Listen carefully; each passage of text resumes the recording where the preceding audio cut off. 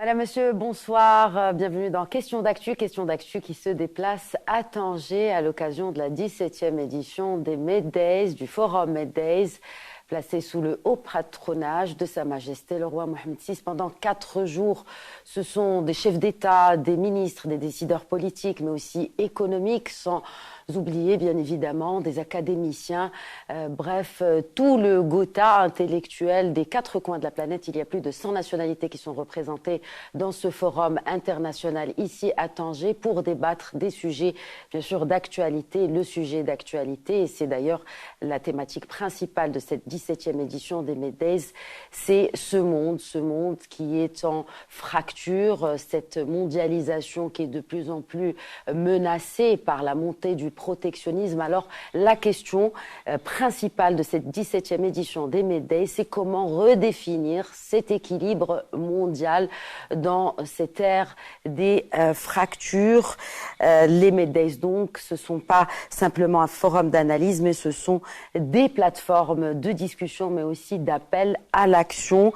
Et parmi les fractures que connaît notamment notre continent, il y a cette fracture d'accès à l'énergie. C'est ce que nous allons discuter en première partie de cet épisode spécial Meddays de Questions d'actu en compagnie de mes 2 invités qui sont donc présents avec moi sur ce plateau spécialement dédié à l'émission Questions d'actu dans les Meddays. J'ai plaisir donc d'accueillir Claire Davan qui est consultante secteur public pour différentes organisations internationales. Claire Davan, bonsoir, merci d'être avec nous. Bonsoir, merci pour votre invitation. Nous avons également avec nous un serial entrepreneur. Il vient d'Angola, mais on va dire qu'il est présent un peu partout dans le monde, là où il y a la bonne affaire. Il est founder et managing director, donc fondateur et directeur général d'Invest Thompson, Antonio Henriquez da Silva. Bonsoir et merci à vous aussi d'être avec nous. Bonsoir madame et bonsoir à tous vos téléspectateurs. Alors d'abord, un commentaire sur la thématique de fracture, polarisation, comment réinventer le Sud global ou l'équation globale d'abord dans le monde. Je commencerai par vous, Claire Davan. Merci pour cette question. Effectivement, cette année est tout à fait particulière. On a vu de grands bouleversements politiques internationaux avec, du côté des États-Unis, une inflexion sur toutes les questions de financement internationaux, qui a un grand impact sur les investissements, bien sûr. Et en parallèle, on a des besoins qui sont toujours grandissants, plus grandissants encore sur le continent africain. On le sait, on a plus de 600 millions de personnes sur ce continent qui ne sont pas connectées au grid, qui sont déconnectées des systèmes électriques, ce qui pose de grandes problématiques. On pourrait détailler évidemment toute la spécificité de cette déconnexion. Il y a le nord et le sud de ce continent. Le nord est absolument bien connecté à l'électricité, donc des pays comme le Maroc, par exemple, peuvent être des leaders et d'autres pays dans le reste du continent. Mais il y a d'énormes besoins et d'énormes problématiques, que ce soit dans le monde rural ou du côté urbain, pour alimenter tous ces foyers en électricité et puis pour connecter tout le monde au reste des marchés internationaux. Donc il y a effectivement cette fracture énergétique. Votre point de vue en tant qu'entrepreneur, en tant qu'acteur de la sphère économique, quelle est votre perspective par rapport aux fractures qui touchent notre continent ? Bien, c'est une bonne question, mais comme Claire vient de dire, on a tous des besoins, mais dans cette perspective, on peut aussi reconnaître que l'Afrique a beaucoup de potentiel et surtout à plusieurs niveaux, parce qu'on n'est pas en train seulement de constater que l'Afrique a du potentiel dans des minéraux stratégiques, spécialement dans cette transition énergétique, mais aussi on a une population très jeune, c'est-à-dire que cette population, cette masse humaine peuvent garantir la faisabilité des projets qui sont soutenables dans le temps, et parce que ces éléments démographiques peuvent servir pour l'Afrique pour assurer un avenir prospère. Mais il faut que, dans l'encadrement des initiatives qui sont en cours à plusieurs niveaux, surtout aussi des initiatives royales, comme celle qui est Sa Majesté Mohamed VI, le roi, que Dieu l'assiste, est en train de pousser en avant avec la coopération Atlantique-Afrique et aussi Sud-Sud. C'est un espace où tout ce potentiel peut être transformé. Et c'est là l'énergie joue un poids très lourd. Et avec les synergies qui sont possibles d'être créées, on a l'espace pour tourner ce potentiel en projet réel, mais aussi tous les projets ont besoin d'être soutenables dans le temps et ils doivent avoir des retours d'investissement. Et c'est là où la fragmentation, le fait qu'on a aussi environ 500 millions d'Africains qui n'ont pas des adresses fixes, c'est-à-dire qu'ils existent d'une manière invisible. Il faut qu'avec le numérique, qu'on trouve des solutions qui peuvent changer ça et transformer le secteur informel qui a une base de à peu près entre 70 et 80% de l'économie de plusieurs pays africains dans des acteurs actifs pour la transformation du continent et pour un avenir beaucoup plus prospère. Effectivement, parce qu'il s'agit de développement, mais il s'agit aussi d'impact sur les populations, de durabilité, la sustainability que vous évoquiez tout à l'heure, et bien sûr la gouvernance. Et dans ce point précis, Claire Davan, comment, vous qui accompagnez justement les secteurs publics, est-ce qu'on peut penser aussi une gouvernance régionale de grands projets tels que ce projet d'Afrique Atlantique, par exemple il y a aussi le gazoduc Afrique Atlantique, donc ce sont des initiatives régionales, mais comment penser leur gouvernance avec, bien sûr, tous les pays qui sont concernés. Pour prendre que l'initiative Afrique Atlantique, on parle de 23 pays, par exemple. Alors, c'est la question essentielle, la question de la convergence des intérêts de plein de pays qui ont des intérêts parfois très divers. Ils ont aussi des intérêts communs. La question de la gouvernance, elle est essentielle, elle est cruciale. Il existe des cadres sur ce continent. On a par exemple, depuis une dizaine d'années, on a l'accord d'échange, de libre-échange africain continental. ZLECAf. Voilà, avec 54 pays qui en font partie. Donc, c'est une incitation, c'est un forum dans lequel on peut discuter et on peut régler certains problèmes. Il faut évidemment du leadership politique pour qu'il y ait des poussées politiques. Voilà, il y a énormément d'intérêts, il y a énormément d'intérêts conflictuels.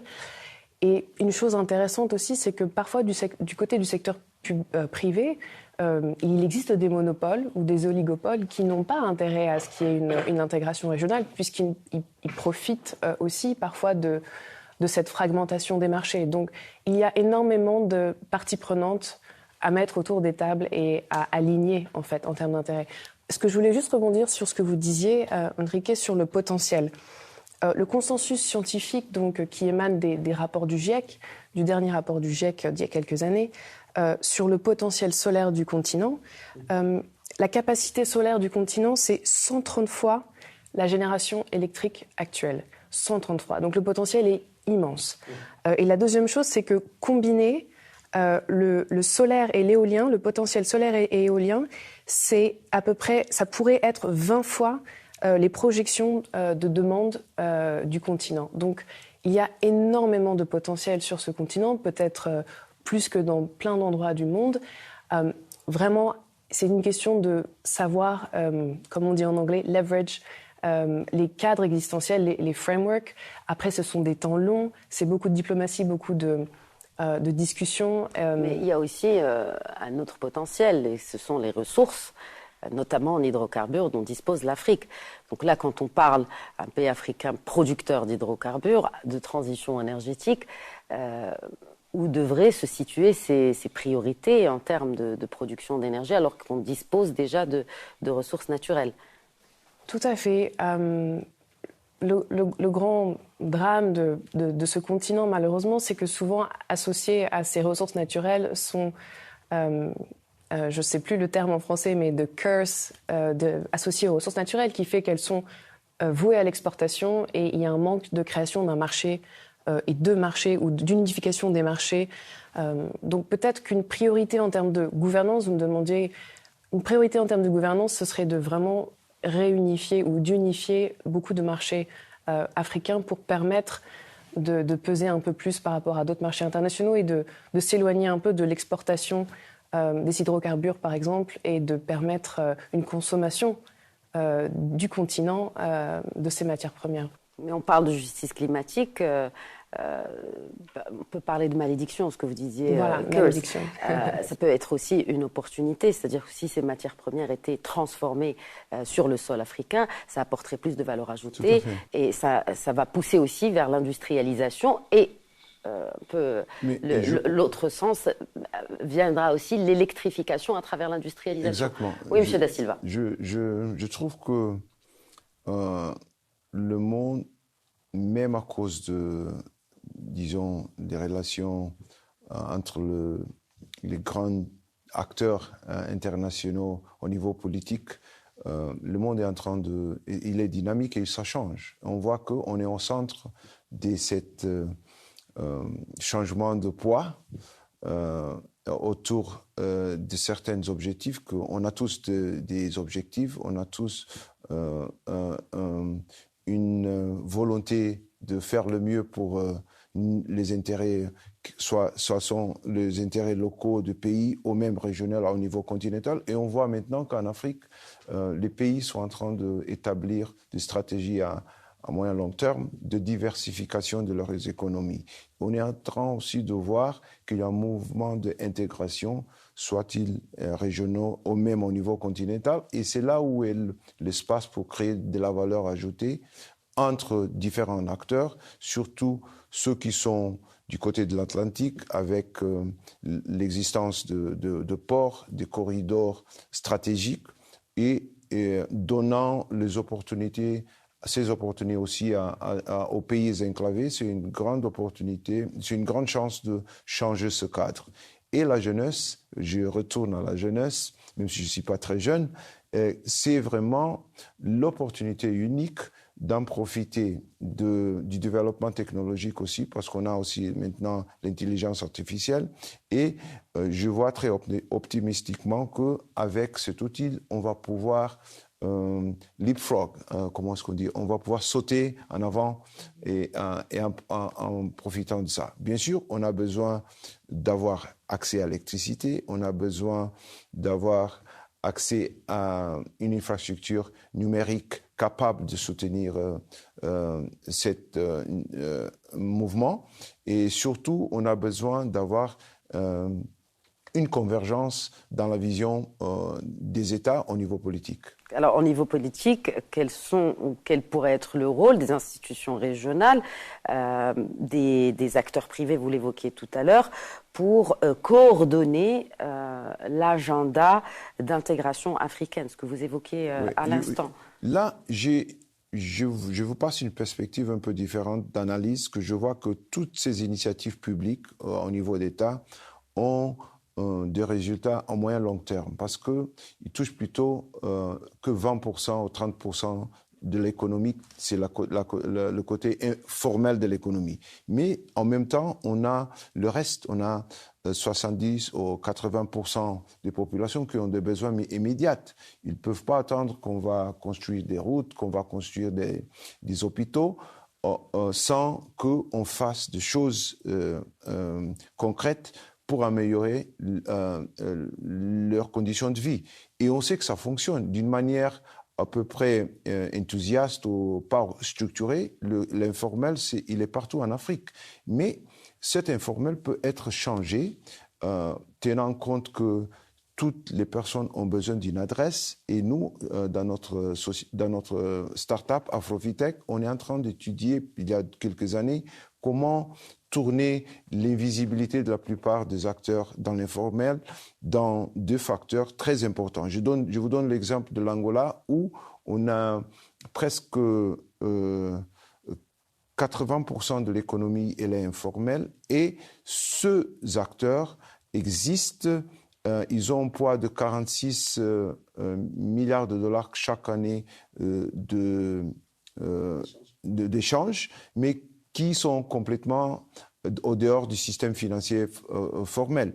Et cet argent peut être utilisé comme vous le faites au Maroc pour, au lieu d'attirer des investissements extérieurs, vous êtes en train de satisfaire votre besoin d'investissement avec les institutionnels locaux. Ça pourrait être une très grande leverage pour l'économie locale. Et c'est là aussi où on trouve qu'il y a une opportunité de faire des changements si on arrive à créer la base, accès à l'énergie, du numérique, l'éducation aussi. Ça, c'est aussi très important. On peut parler de jeunesse sans parler d'éducation. Ouais, hein. L'éducation. Ouais. Mais avoir l'éducation sans avoir des conditions pour la faciliter ou pour l'intégrer, c'est aussi très difficile. C'est-à-dire qu'on a plusieurs choses à faire en même temps et on doit avoir un plan qui fonctionne et voir les exemples où ça a été déjà fait avec du succès. Vous pensez que l'Afrique pourrait tirer profit des tensions géopolitiques mondiales actuelles? Si oui, comment? Une question pour vous? Non, c'est une question pour nous tous, parce que la stabilité mondiale n'affecte que les intervenants directs au niveau de forces majeures, de pouvoirs majeurs du monde. Ça nous affecte à nous, mais on peut aussi en profiter dans le sens qu'on est au milieu. Et autant que marché, tous ces intérêts sont autour aussi des intérêts économiques. Et si on se place d'une manière structurante en trouvant des réponses pour nos besoins, on n'est pas en train de pousser à gauche ou à droite, on est en train de créer un nouveau cadre d'équilibre que le monde a besoin et que l'Afrique en profite à cause de ce besoin et aussi des opportunités qu'elle peut offrir au monde. C'est là où je trouve qu'on est forcé à coopérer entre nous tous. Oui, mais quand on voit par exemple que des tensions touchent aussi des pays africains, pour ne prendre par exemple que l'exemple de la RDC, du mouvement M23, et qu'on voit que les États-Unis s'intéressent à la paix en RDC, on pourrait se poser des questions aussi sur les grandes puissances mondiales et leurs intérêts sur le continent africain, sans parler bien sûr de la présence chinoise dans différents pays. C'est-à-dire que c'est à se dire, est-ce que les solutions, on va attendre encore qu'elles viennent de l'extérieur du continent, où on va finalement les penser par nous-mêmes et pour nos populations?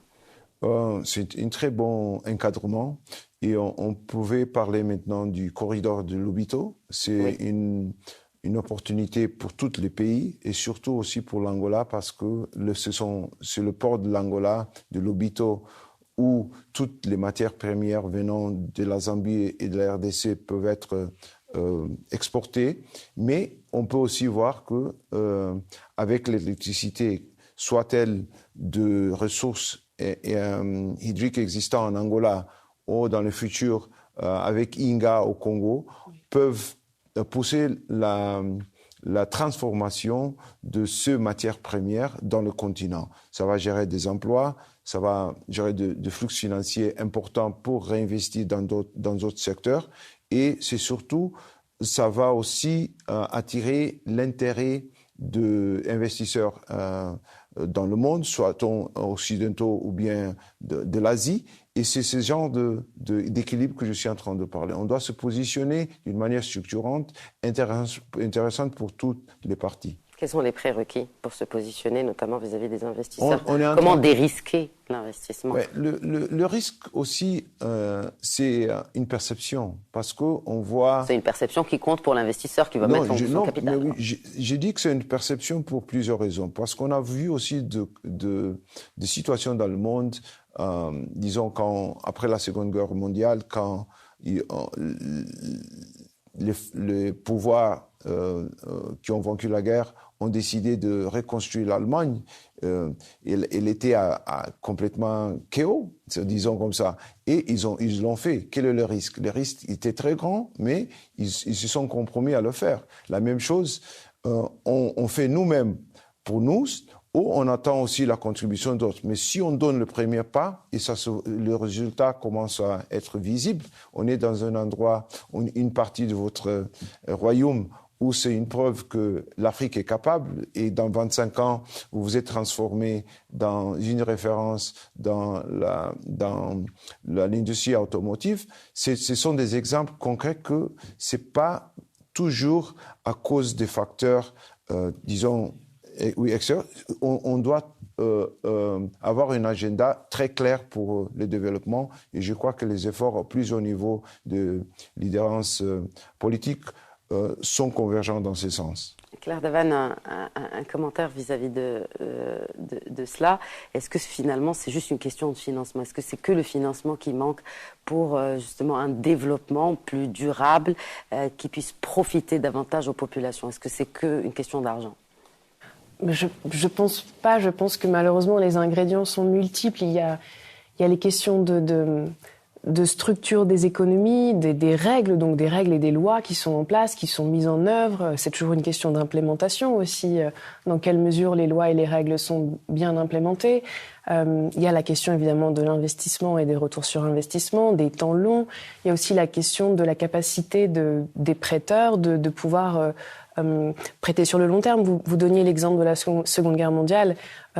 Les prêts qui ont été faits à cette époque-là ont été faits sur un temps très long. Ouais. Je ne sais pas si aujourd'hui on est capable ou on a envie, en tant que prêteur, de se projeter sur... C'est plutôt l'envie. Peut-être pas l'envie. De prêter sur des temps aussi longs. On a l'impression, en tout cas je crois, je suis pas économiste, mais j'avais vu que les courbes d'investissement, enfin de prêts, etc., les exigences ou les standards de retour sur investissement étaient de plus en plus courts, ou en tout cas les exigences étaient de plus en plus hautes. Donc, comme vous le disiez, il y a de moins en moins de prise de risque. Voilà, c'est assez complexe. Je pense qu'il y a beaucoup d'ingrédients, mais dans tous les cas, on ne peut pas être perdant si on a un système de gouvernance qui est bien fait et qui... Clair, transparent, qui est, comme on dit, prédictible, sur le long terme, qui permet de faire des investissements de long terme. Et bon, voilà, mais est-ce qu'on se permet aujourd'hui d'avoir ce temps long? Je ne sais pas. Est-ce que les énergies renouvelables, par exemple, pour revenir à l'une des priorités de notre continent, est-ce que vous pensez que les énergies renouvelables seront suffisantes pour couvrir les besoins de l'Afrique, pas seulement pour les ménages, mais aussi pour cette Afrique qu'on veut industrialiser? Alors, ça dépend à quel horizon on se place, on place notre analyse, mais dans tous les cas, il y a beaucoup d'endroits sur ce continent qui est immense, qui sont assez loin des ce qu'on appelle les grids électriques centralisés. Et pour connecter ces populations au réseau, et donc il va falloir déployer beaucoup de solutions, notamment des solutions avec le solaire et l'éolien, qui vont permettre à ces populations à petite échelle et répliquer, par exemple, un territoire comme le Tchad, qui est immense aussi, et où les populations sont très disparates. Déployer un réseau électrique dans un pays comme ça, c'est un coût absolument colossal. Alors qu'on parle aussi d'autres zones urbaines qui sont extrêmement denses et pour lesquelles ça a beaucoup plus de sens de s'investir sur des gros investissements. Donc vraiment, il y a certainement du cas par cas en termes de contexte géographique, politique aussi, et réglementaire bien sûr. Et tout ça est un petit peu un mix d'ingrédients qu'il faut vraiment regarder au cas par cas. Oui, et technologique aussi. Et technologique, bien sûr. C'est-à-dire quel sera le rôle aussi de l'Afrique dans cette transition énergétique. Et là, je pointe directement du doigt les minerais critiques, qui sont critiques pour le coup, pour la fabrication de matériel essentiel à cette transition énergétique. Monsieur Da Silva. Encore une très bonne question. Je crois que le positionnement de la plupart des pays africains et de la région où je viens, de l'Afrique centrale, de l'Afrique du Sud, on voit que les États, de plus en plus, obligent les investisseurs d'amener de la valeur ajoutée, de transformer cette matière première localement. Il y a plusieurs avantages, mais aussi on a toujours des défis. Mais si on regarde dans l'histoire récente du monde, environ dans le pays de la zone du Tigre asiatique, on voit qu'à cette époque-là, ils n'avaient pas aussi une population, disons, très éduquée, ou bien de conditions optimales qu'ils ont aujourd'hui. C'est-à-dire qu'ils ont investi dans les éléments, dans des facteurs comme l'éducation, pour arriver à les résultats qu'ils ont obtenus après. Mais pour cela, il faut qu'on ait aussi la stabilité, on a la vision politique adéquate pour cet objectif. Et c'est ce genre d'encadrement où je vois qu'en Angola, on l'a sur place et c'est en train déjà de tourner des résultats. On retourne aussi aux facteurs de résultats tangibles pour les populations dans leur vie immédiate. Mais c'est plus difficile parce que les conditions où elles se trouvent dans l'informel ne sont pas favorables à leur participation effective si on ne fait pas l'adoption des technologies numériques. Alors, les États doivent investir aussi dans l'infrastructure d'Internet et d'accès à des prix très bas parce que dans cette condition, on peut aussi pousser en avant de projets d'inclusion financière. Parce que surtout l'inclusion financière, elle est très importante parce qu'elle va créer un écosystème où cet argent qui bouge ou qui est invisible dans le même peuvent servir aux intérêts de participants. On a les banques numériques, on a des services de microcrédit, on a des services d'assurance, de construction d'habitation sociale. On a plusieurs services qui ne sont pas disponibles maintenant, mais si cette pas est donné, on va pouvoir créer les conditions pour le faire. Un bel avenir pour la FinTech en Afrique. C'est sûrement. Avec des plans concrets. Merci beaucoup. C'est avec du concret que donc cette première partie de Questions d'Actu touche à sa fin. Merci beaucoup, Monsieur Henrique da Silva. Merci d'avoir été avec nous. Merci Claire Davan. Merci beaucoup. Voilà, donc c'était la première partie de Questions d'Actu spéciale Meddays. Nous revenons dans quelques instants avec deux autres invités. Restez avec nous.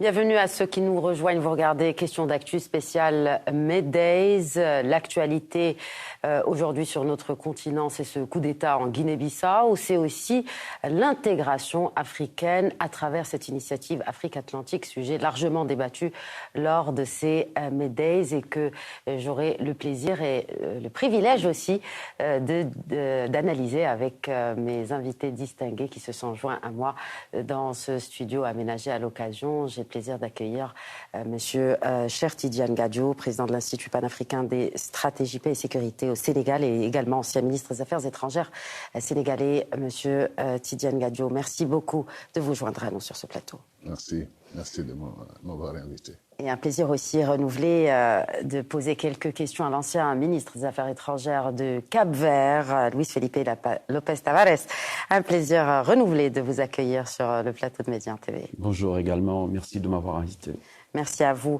Alors, l'actualité, messieurs, c'est ce coup d'État en Guinée-Bissau. Hier, ce que l'on sait, c'est que les militaires ont annoncé avoir pris le contrôle total du pays.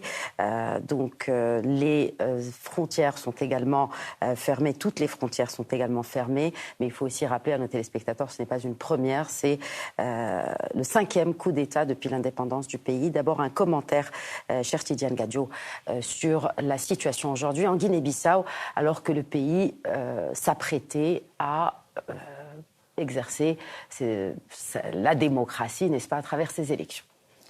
Voilà, en tout cas, merci pour cette opportunité de parler d'un pays qui nous est cher tous les deux. Vous vous rappelez que le Cap-Vert et la Guinée-Bissau étaient quasiment un seul pays. En tout cas, ils ont lutté ensemble pour leur indépendance avec les mêmes leaders et la même volonté, la même espérance. Le Sénégal, la Guinée-Bissau, le Sénégal, la Gambie, on considère que nous sommes quasiment le même pays, et avec le Cap-Vert bien entendu.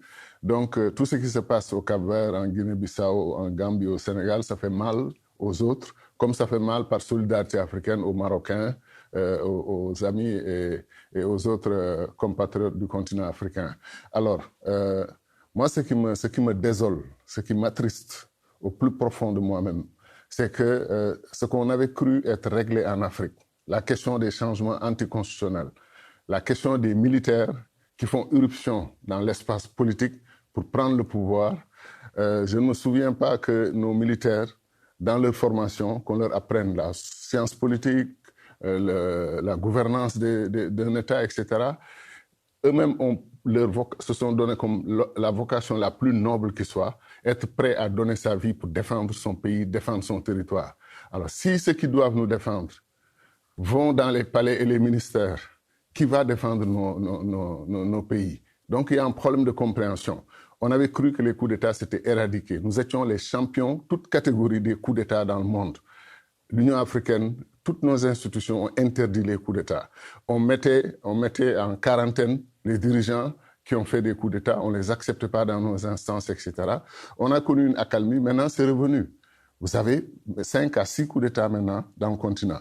Celui de la Guinée-Bissau est toujours en cours, parce qu'il y a quand même des points d'interrogation.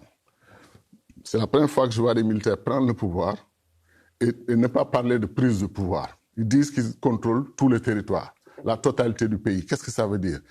Ensuite, on se pose des questions. Ils arrêtent un président, oui. Ils lui laissent son téléphone, il fait des interviews à Jeune Afrique, à beaucoup de médias, il s'entretient librement avec, etc. Ce qui fait que ça crée un doute sur qu'est-ce qui se passe réellement. Est-ce que tout ce qui s'est passé, ce n'était pas un manège pour éviter que les résultats soient proclamés aujourd'hui et qu'ils ne soient pas favorables à l'ancien régime? D'autant plus que l'opposant a été, le principal opposant a été arrêté. Alors, lui, il a été arrêté, mais avant ça, le candidat aussi, qui disait qu'il avait gagné, a été arrêté. Oui. Le principal parti qu'il a soutenu et qui est la force politique principale en Guinée, le dirigeant aussi a été arrêté. Ça donne une terrible image de l'Afrique. L'Afrique a d'autres priorités. Il y a la crise du Sahel, des milliers de morts. Il y a la crise du Soudan, des milliers de morts, des femmes violées, des enfants brûlés, massacrés. Il y a la RDC, l'Est du Congo. L'Afrique souffre, l'Afrique gémit. Est-ce que nos dirigeants l'ont compris pour arrêter les batailles du pouvoir au sommet? C'est ça leur priorité, ce n'est pas nos priorités, nous les peuples africains. Un commentaire, Luis Felipe Tavares, est-ce que vous, de la perspective capverdienne, vous voyez un impact ou un effet domino aussi de cette série de coups d'État, notamment en Afrique de l'Ouest? Permettez-moi tout d'abord de dire juste un mot sur la résolution 2797 du Conseil de sécurité pour féliciter Sa Majesté, que Dieu l'assiste et le glorifie pour cette belle victoire diplomatique. Je pense que c'est la plus belle victoire diplomatique pour tous les Marocains. Ceci dit, je voudrais vous dire à propos de votre question la chose suivante. Bon, c'est vrai que nous ne disposons pas de beaucoup d'informations. Moi, j'ai lu hier ce que la presse a publié, Jeune Afrique, RFI, la presse lusophone aussi, la presse de mon pays. Et ce que je peux vous dire en tant qu'ancien ministre des Affaires étrangères de mon pays, un pays frère de la Guinée-Bissau, c'est que ça m'attriste aussi. C'est vraiment regrettable. L'Afrique de l'Ouest vit un moment très particulier de son histoire avec des coups d'État partout.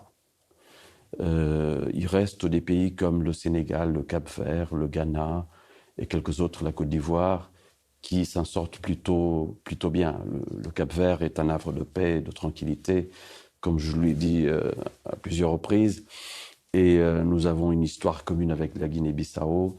Ça nous attriste énormément parce que quand on voit 50 ans d'indépendance, le Cap-Vert a fait des progrès remarquables concernant la démocratie, les libertés, les droits de l'homme, le développement. On dit que fait partie des 3 pays les plus démocratiques de l'Afrique, très bien placé dans le rang des démocraties au niveau mondial. Je crois qu'on est à la 26e ou 27e place, devant beaucoup de pays occidentaux d'ailleurs, européens et autres. Et nous regrettons vraiment profondément ce qui se passe en Guinée-Bissau. Mais comme je vous ai dit, je n'ai pas beaucoup d'informations sur ce qui s'est passé réellement. Nous attendons de voir les prochains jours, les prochaines semaines pour essayer de voir plus clair sur ce qui s'est réellement passé. Quel impact, selon vous, sur l'intégration régionale? La CEDEAO a pris un coup. Vous savez, la CEDEAO vit des moments très difficiles avec la sortie des 3 pays que nous connaissons. Avec des crises en Guinée-Conakry, des situations très compliquées dans d'autres pays. Et là, avec un coup d'État en plus, ça pose un problème de crédibilité institutionnelle pour la CEDEAO, mais aussi pour l'Union africaine. Hein. Mon collègue vient de parler tout à l'heure des crises au Soudan, des crises un peu partout en Afrique, en RDC, avec des milliers de morts, des enfants et des femmes massacrées partout, violées.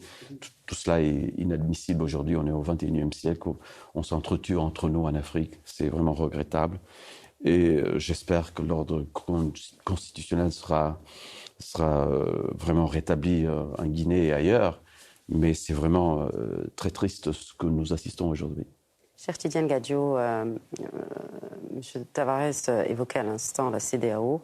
Il y a aujourd'hui aussi des alternatives, on va dire, qui se créent à travers une proximité, un point commun géographique, c'est l'Atlantique. Ce sont ces 23 pays sur la façade atlantique, ces 23 pays africains.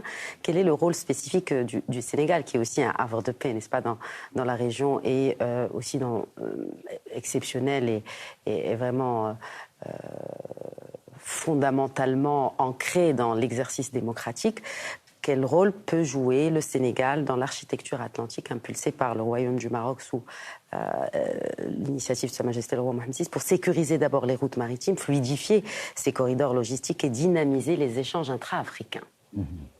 Je voudrais d'abord partager l'hommage et les félicitations adressées au Maroc par mon frère. Il a tout à fait raison. Sur beaucoup de questions et beaucoup de points, on ne le dit pas parce qu'on est au Maroc. Moi, je le dis plus quand je ne suis pas au Maroc. C'est que le Maroc est un modèle, est un exemple pour les autres pays d'Afrique. Moi, je le dis dans des conférences, les gens se fâchent un peu, mais personne ne m'a encore porté la contradiction. 65 ans d'indépendance ou 50 ans d'indépendance, je disais 0 pays africain émergent. Ce qui prouve que les modèles que nous avons choisis, le paradigme du développement de l'Afrique ne marche pas. Après, j'ai commencé à dire, par contre, il y a un seul pays africain qui tape à la porte de l'émergence, c'est le Maroc. C'est le Maroc dans tous les secteurs, dans l'innovation, dans les infrastructures, dans l'éducation, dans la santé, dans le leadership global de Sa Majesté. Et par exemple, les industries extractives, la question de l'exemple de l'OCP, l'Office chérifien des phosphates, c'est absolument fabuleux comme exemple. Et en plus, au lieu que le Maroc soit dans une dynamique de compétition avec les autres, c'est-à-dire cacher ses réussites pour que les autres ne réussissent pas, le Maroc prend ses réussites et va les offrir aux autres pays d'Afrique dans un élan de solidarité absolument extraordinaire. L'Afrique, à un moment, à l'indépendance, on a eu des défis avec les pays d'Afrique du Nord. Certains ne s'identifiaient pas bien au continent, ne comprenaient pas leur rôle dans le continent. Le Maroc a appelé le groupe de Casablanca en 1961. Sa Majesté le Roi Mohammed V a réuni les plus grands leaders africains progressistes pour parler de l'unité africaine, pour parler de comment sauver la vie de Patrice Lumumba au Congo, qui était menacé. Après le sommet d'ailleurs, le 11 janvier 1961, 9 jours après, Lumumba a été assassiné. Parce qu'ils ont tout fait, ils n'ont pas réussi. Mais c'est pour dire que le rôle du Maroc est extrêmement essentiel. Il faut rendre hommage au Maroc pour que les autres pays d'Afrique veuillent aussi un jour qu'on leur rende hommage et qu'ils se comportent comme le Maroc ou qu'ils fassent autant que le Maroc. S'ils peuvent faire mieux, c'est tant pis, ou c'est mieux, c'est tant mieux. Mais en tout cas, c'est des questions importantes. Maintenant, le Maroc a lancé un nouveau projet, l'Afrique Atlantique, pardon. Moi, j'ai travaillé sur un tel projet en 2004-2005 avec les ministres des Affaires étrangères du Maroc. On avait pensé, par rapport à l'injustice qui était faite au Maroc, à l'Union africaine, qu'il fallait créer une nouvelle organisation de l'Afrique du Nord-Ouest. C'est comme ça qu'on l'avait pensé, Nord-Ouest, où effectivement le Maroc prenait toute sa place, parce que le Maroc fait partie de l'Atlantique Ouest et aussi était un pays du Nord. On a travaillé sur le concept, c'était bien conçu et tout. Malheureusement, il n'y a pas eu tellement de suivi et ça n'a pas prospéré. Mais aujourd'hui, parce que peut-être c'était nous qui pensions comme ça, mais quand Sa Majesté pense une idée, l'a fait développer par ces groupes de réflexion, de travail, etc., l'idée arrive généralement très bien conçue et est prête effectivement à recueillir aussi les avis des autres. Parce que c'est un projet qui va inclure beaucoup de pays d'Afrique. Et je trouve, certains ont pensé que ça pouvait être un projet qui allait diviser l'Afrique en 2 groupes. Il ne faut pas chercher le mal partout. Quelqu'un disait qu'il faut éviter les personnes toxiques parce que les personnes toxiques, c'est les personnes qui voient des problèmes à toutes les solutions. Donc, quand on amène une solution, au lieu d'applaudir ou de penser à proposer aussi une solution venant de leur côté, ils se mettent à chercher des poux dans, entre guillemets, la tête de cette solution parce qu'il faut qu'ils tuent la solution. L'Afrique atlantique peut marcher parce qu'elle marche déjà. Senghor, notre ancien président, notre premier président, qui aimait tellement le Maroc, qui a passé tellement de temps au Maroc. Senghor disait que l'Afrique de l'Ouest, en vérité, va de Tanger jusqu'à Luanda. Alors les gens lui ont dit, pourquoi Luanda? Pourquoi vous ne continuez pas jusque vers l'Afrique du Sud? Il dit, ces pays-là sont sous domination de l'apartheid et de la violence étatique d'un système unique injuste. Mais quand toute l'Afrique sera libérée, on aura effectivement la grande Afrique de l'Ouest. Donc ça peut être un espace culturel, ça peut être un espace économique, ça peut être un espace politique. Et vous savez que les océans, c'est là où se joue le destin du monde. C'est là où les bateaux vont et viennent. Les mers sont importantes, c'est des mers nourricières, hein, pour ainsi dire. L'Atlantique, c'est fondamental. Les gens aujourd'hui sont en train de se battre autour du Pacifique. Et je disais à l'époque du temps de notre ami Obama, il dit, vous faites une grande erreur quand vous déplacez le centre de gravité du monde vers le Pacifique parce que vous voulez combattre les Chinois. Je dis, chemin faisant, en allant vers le Pacifique, vous allez rencontrer les Chinois qui viennent en Afrique. Et donc vous allez les croiser. Vous allez là-bas pour vous occuper des Chinois et les Chinois viennent en Afrique. L'Afrique est incontournable, l'Atlantique est incontournable. Donc bravo au Maroc encore une fois. Monsieur Tavares, le Cap-Vert se situe justement au carrefour de l'Atlantique. Comment la nouvelle architecture atlantique peut améliorer la connectivité? Et là, je veux m'intéresser justement aux États insulaires, entre les îles et les États côtiers, afin de renforcer d'abord l'intégration, mais aussi la compétitivité africaine. Vous savez, pour nous, c'est une excellente initiative, celle prise par Sa Majesté Mohamed VI en 2023, en novembre 2023. Cette année, le Cap-Vert a accueilli le sommet des ministres des Affaires étrangères au mois de mai dernier, où tous ont réaffirmé leur volonté de participer activement dans la mise en place de ce projet. Pour notre pays, c'est très très important. On avait accueilli cette conférence à la demande du Maroc, du ministre Nasser Bourita. Et ça s'est très, très bien passé. Le Cap-Vert prend place vraiment à corps et âme dans ce projet. Et je pense que, à part des projets structurants tels que l'oléoduc Nigeria-Maroc, il y a d'autres projets dans tout ce qui est économie bleue, énergie renouvelable, hydrogène vert. Je crois que c'est un projet porteur pour l'Afrique, pour les 23 pays riverains de l'Afrique. Moi aussi, j'inclus l'Afrique du Sud. Vous savez, l'Atlantique va du nord au sud jusqu'à l'Afrique du Sud. Et j'espère qu'un jour, l'Afrique du Sud en fera partie aussi, comme tous les autres. C'est un projet de paix, de prospérité, de co-prospérité, dont le but est d'améliorer les conditions de vie des citoyens, des peuples. C'est ça la vision de Sa Majesté le roi Mohamed VI. Je crois que c'est très bien que le Maroc soit le leadership, comme a dit très bien mon ami et collègue et frère. C'est un pays émergent fort, avec une diplomatie très active, avec un développement économique remarquable. À chaque fois que je viens au Maroc, je constate que le pays se développe très bien, malgré ses difficultés, mais nous en avons tous des difficultés. Mais le Maroc progresse d'une manière très, très constante. Et ça, c'est grâce à sa vision, à la vision de Sa Majesté le roi Mohamed VI. Et le fait que le Maroc soit un pays stable est un havre d'espérance pour l'Afrique tout entière.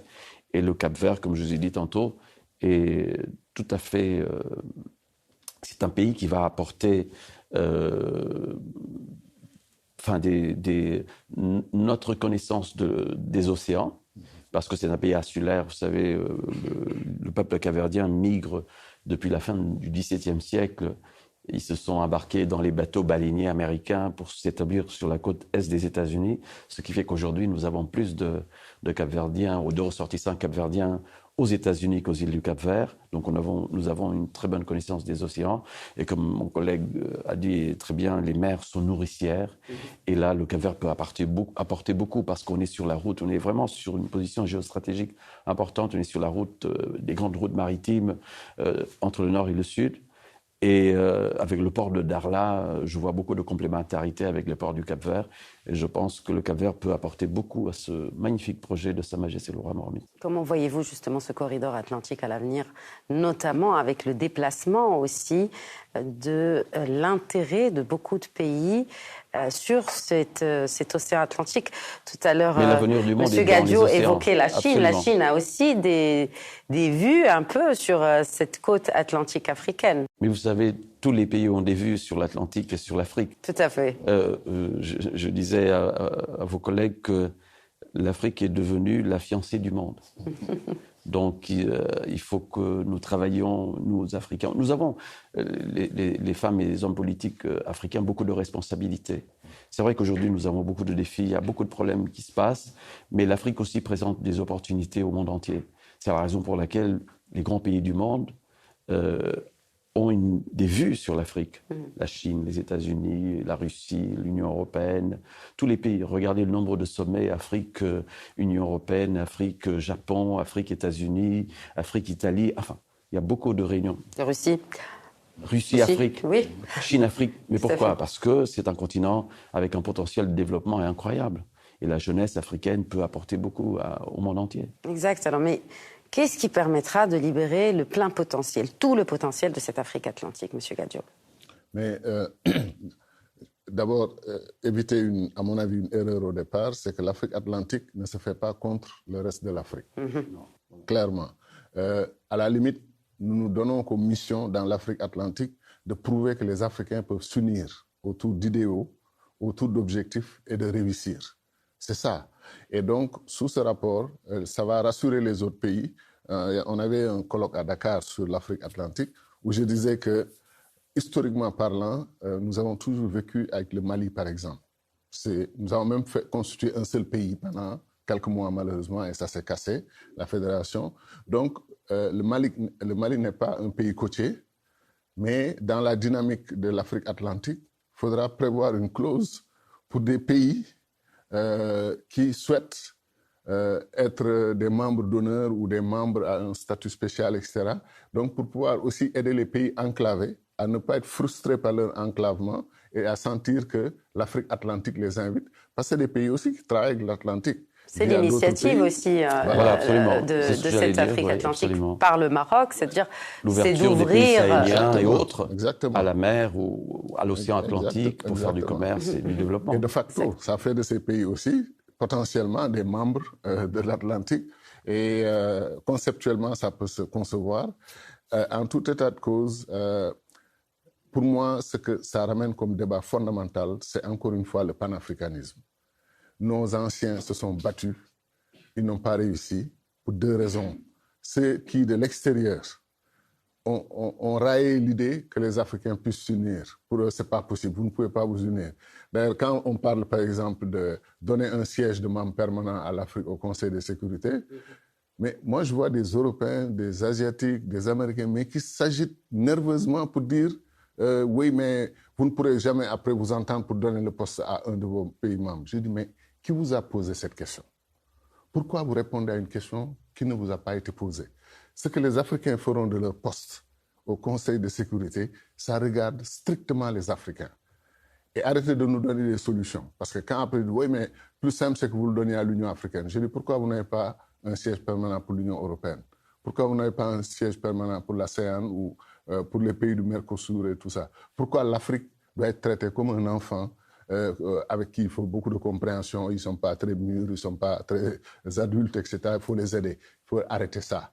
Nous savons nous défendre, nous savons nous organiser.